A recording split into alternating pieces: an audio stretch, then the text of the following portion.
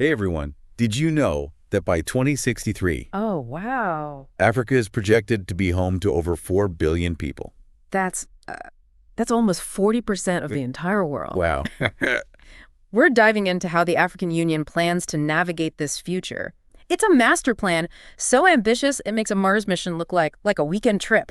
Yeah, they call it Agenda 2063, and it's really about transforming Africa into a global superpower, not just in resources, but economically, technologically, culturally, Yeah. everything. And we always love to go beyond the headlines here, so we're going to dig into the actual strategic plan. We have a progress report. It's like a midterm review for an entire continent. Yeah. And get this, we even have a report on how they're going to finance all of this. That's the most interesting part, because they go way beyond the traditional aid packages. It's diaspora bonds tapping into the wealth of Africans abroad, green bonds.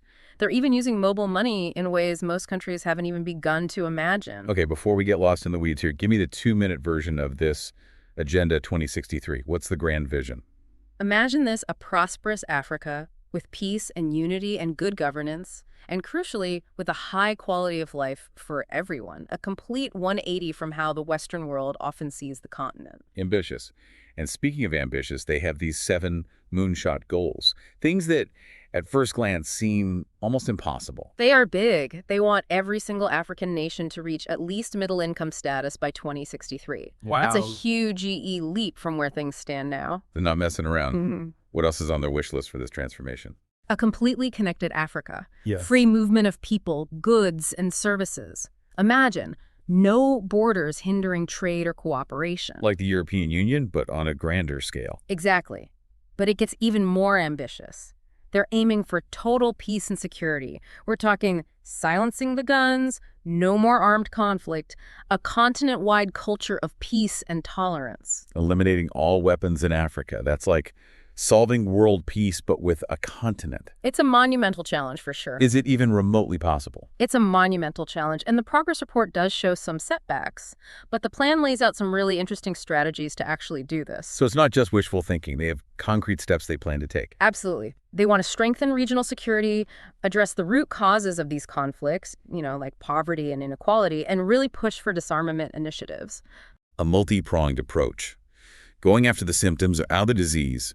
What are some of the other moonshots? This is where I really geek out the sheer scale of it all. Well, I think one of the most intriguing ones is their goal to foster a really strong, unified cultural identity, emphasizing those shared African values. They want a continent where art, music, literature, where innovation is flourishing, a real African renaissance. Yeah.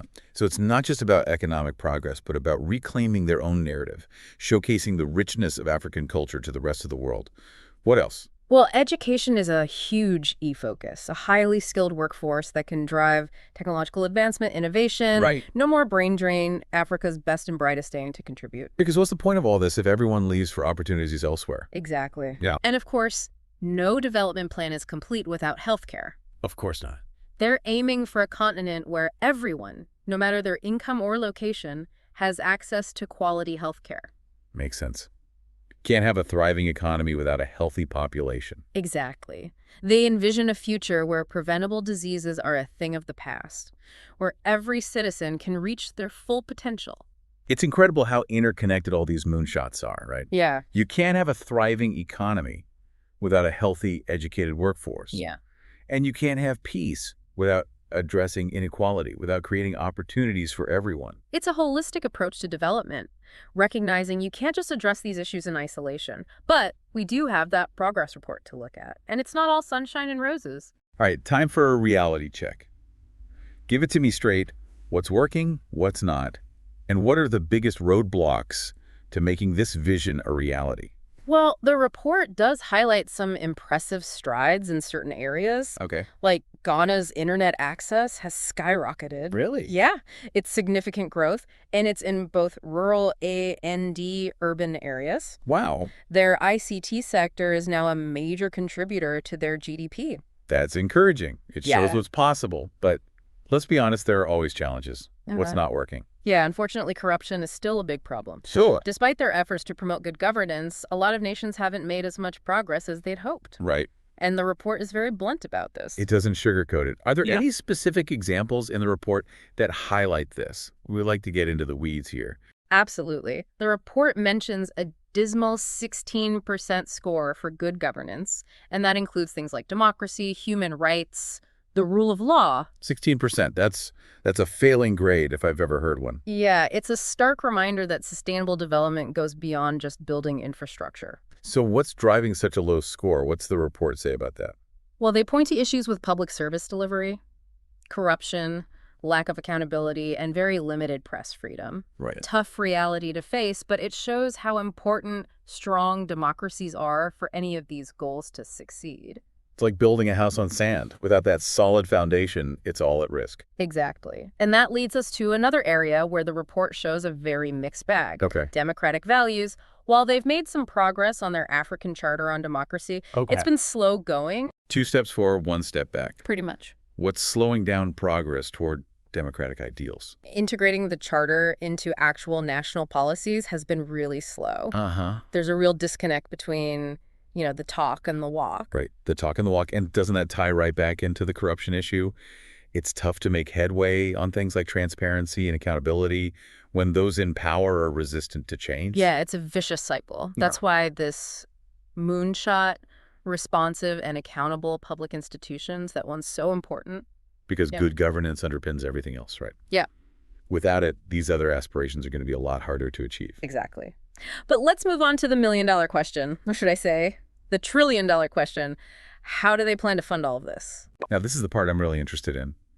They're not relying solely on traditional aid, are they? Not at all. That wouldn't be the deep dive way. The UNECA report goes into a lot of detail on this. It's clear they're thinking outside the box. Okay, I like it. We're talking about a multifaceted approach, tapping into different funding streams. Give me the highlights.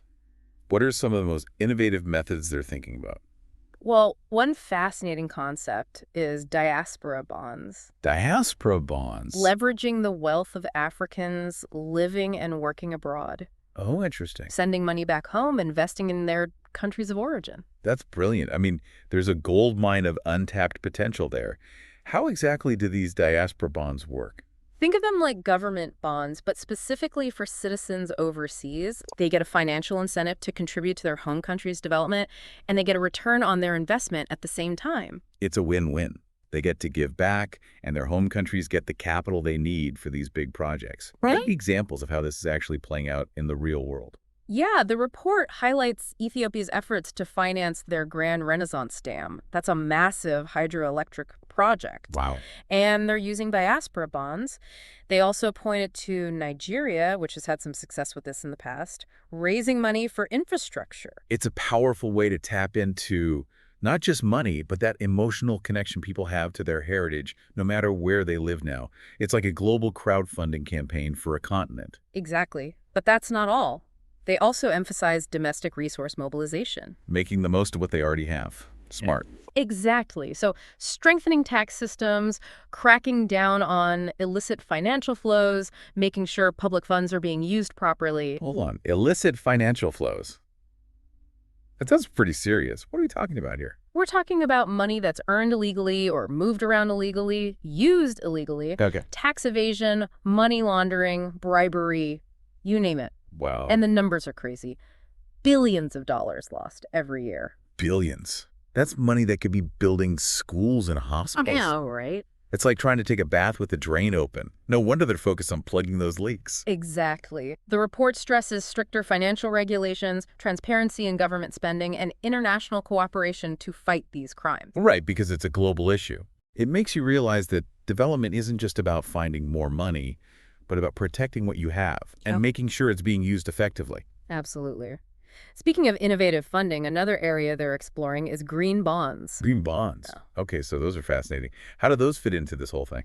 Well, these bonds are specifically for projects that benefit the environment, right? So renewable energy, sustainable agriculture, things like that. Okay. All things that are really essential for tackling climate change. And Africa is on the front lines of climate change. They are. They're facing some of the harshest consequences. So it's smart to leverage this growing market for green financing. It is. There's massive potential for green growth in Africa. They have abundant renewable energy sources and a growing need for sustainable solutions. It's a prime opportunity to attract investors. Yeah. So they're investing in a greener future for Africa and supporting its development at the same time. Exactly. And then there's another game changer. They're looking at mobile money. Ah, yes. The mobile phone. Not just for selfies anymore. Tell me more about this. You see, platforms like M-Pesa in Kenya have already revolutionized financial services in many parts of Africa. Right. It's so convenient, especially in areas where access to traditional banking is limited. So we're talking about transferring money, paying bills, even taking out loans all through your phone. Exactly. And the report suggests using these platforms to directly fund development projects. Really? Imagine millions of people contributing small amounts through their phones. Like a massive decentralized pool of funds. Yeah, it could be huge. It's like micro-philanthropy on a massive scale. And it plays to Africa's strengths because mobile phone usage there often surpasses traditional banking. It's a brilliant way to empower people. Exactly, and the report highlights how this can promote financial inclusion, Right. which is crucial for empowering people economically and fighting poverty. It's amazing how something as ubiquitous as the cell phone could have such a positive impact. Technology is amazing. It really is. But we should remember that even with the most innovative funding, Agenda 2063 does acknowledge that there will be roadblocks. Because no plan is perfect, right? Yeah. What are some of the challenges they're anticipating? Well, they specifically flag things like conflicts, instability, insecurity. Those Okay. are major concerns. And they also recognize that persistent issue of social and economic inequality. Yeah. It's a breeding ground for unrest. Yeah. And it hinders progress. Those are complicated issues. It takes more than just money to solve those. Exactly. The plan emphasizes tackling the root causes: poverty, lack of education, and weak governance. Right. It's a huge challenge, and it needs a comprehensive response. It's like this tangled web they're trying to unravel one thread at a time. Yeah. What other potential obstacles do they mention? Well, organized crime is a growing concern. Drug trafficking is another. And of course, crime scourge looms large, Of course. which threatens agriculture, water resources. It could displace entire populations. That's a daunting list of challenges. Yeah. Really highlights the effort required to make this happen. It does. But here's the thing. They frame these challenges not just as obstacles, but as opportunities. Okay, I like that. Turning lemons into lemonade. How do they see these challenges as opportunities? Well, for example, addressing climate change. Yeah. That could drive investment in renewable energy, sustainable agriculture, right? Right. Creating new industries, new jobs, and focusing on peace and security could foster greater regional cooperation, leading to a more stable and prosperous continent. It's about changing your perspective. Yes. Looking beyond the immediate problem Exactly. and seeing the potential for the future. Precisely. And that brings us to the larger implications of Agenda 2063. This isn't just about Africa, it's about the world. That's right. Zoom out for me. What does a successful Agenda 2063 mean globally? Imagine Africa no longer defined by poverty or conflict, but by innovation, by growth, by a vibrant culture. It would completely change its global standing. It's exciting to think about a rising Africa taking its place on the world stage, not as a recipient of aid, but as a major player. Exactly. And a thriving Africa benefits everyone. It creates a ripple effect of positive change around the world. Paint me a picture of that future. How would a more prosperous, a more influential Africa change things globally? Imagine Africa as a hub for renewable energy, a breadbasket for the world, a source of cutting-edge technology and innovation. Imagine a continent buzzing with trade, with investment, cultural exchange. Wow. Imagine a world where Africa's voice has real weight. It's a future worth striving for. But it also makes you think about the ripple effects. How would that change the global power dynamic? Absolutely, and that's something I think we should delve into further. But first, let's take a quick break. All right, we're back. We've covered a lot of ground. We talked about the grand vision of Agenda 2063, the progress or lack thereof that they're making. We talked about the challenges and how they actually plan to pay for this massive undertaking. It's huge. But I want to bring it down to earth for a second. Yeah. How would this actually impact the lives of everyday people? Because that's what matters. That's what it's all about. Development can't just be some abstract concept, Yeah. right? It has to result in real changes for real people. Absolutely. I think that's what makes this so compelling. So let's get granular. What would we actually see if they achieve these moonshots? What would life be like for people on the ground? Well, imagine this. A young person in a rural village who, because of investments in education and technology, now has high-speed internet, and they have digital learning resources. They can connect with the world, Right. learn new skills, find opportunities that once were totally out of reach. It's like their world just expanded exponentially, Yeah, right? No longer limited by their location. exactly. Or think about a farmer, a small-scale farmer who, because of sustainable farming practices and better infrastructure, can now get their products to market much easier, Okay. earn a better living, no longer at the mercy of these unreliable So systems. it's about empowering people, Yeah, creating a more equitable system. precisely. And imagine a mother who, because there's greater access to healthcare, knows that her children will be vaccinated, they'll be well nourished, Right. and they'll have a real shot at a healthy life. Those things that we take for granted, healthcare, education, they can make or break someone's future. They really can. And of course, let's not forget the impact on peace and security. Imagine a continent where conflicts are resolved through diplomacy, where communities live together peacefully, and where young people aren't forced into armed groups. So their future is about building something, not living in fear. Exactly. Think about the cultural impact. A continent where African art, music, literature are celebrated not just at home, but globally. Yes. African innovation recognized around the world. It's about reclaiming their narrative, showcasing the richness and diversity of African culture. Yes. And here's the thing. All of these improvements, they're all connected. Right. Positive change fuels more positive change, creating this domino effect. It's not just individual success stories, it's a collective uplift. Transforming the entire system. That's incredibly ambitious. It's inspiring, honestly. Absolutely. And I think that's what makes Agenda 2063 so interesting. It's not just about the economics, it's about creating a better future for generations. It's a testament to the African people. And while there are definitely challenges, the potential is huge. Absolutely. This isn't just an African story, it's a global one. What happens in Africa has implications for everyone. It's a story that's still being written, though, right? hmm Which makes me wonder, what role will technology play in all of this?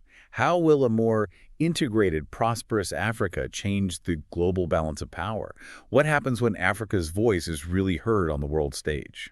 Big questions. And I think those are questions that we're all going to be wrestling with in the years to come. One thing's for sure, the future of Africa is wide open. And Agenda 2063, it offers a plan to navigate that future. And as we've seen, it's about so much more than just the economics. It's about creating a more just and equitable future for all Africans. It's been a fascinating deep dive. It really has. And as always, we want to empower you, our listeners, to stay curious, stay engaged, and who knows, maybe you'll even find your own way to contribute to this incredible vision. It's a story we can all be part of. That's right. The future of Africa is happening right now. Thanks for joining us for this deep dive.